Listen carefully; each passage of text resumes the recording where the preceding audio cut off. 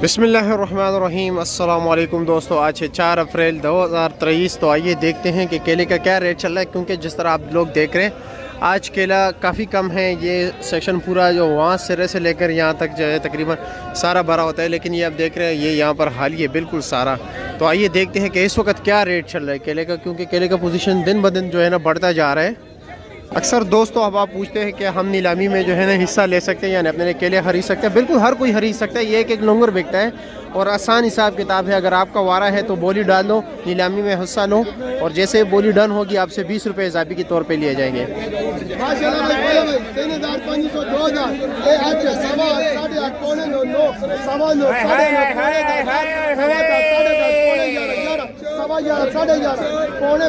पौने 12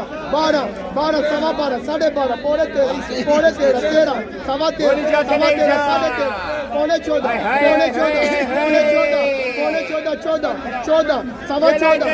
14 सवा 14 ना रोजी दे 150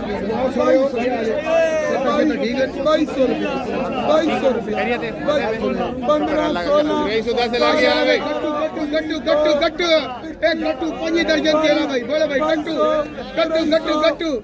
दो चार दर्जन में बता 350 बोले भाई गट्टू 18.5 19 19.5 2050 21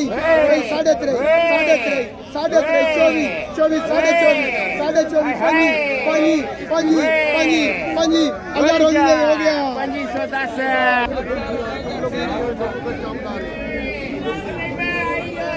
18 19 20 21 22 23 24 26 अल्लाह डबल करे जी 5220 रुपया जी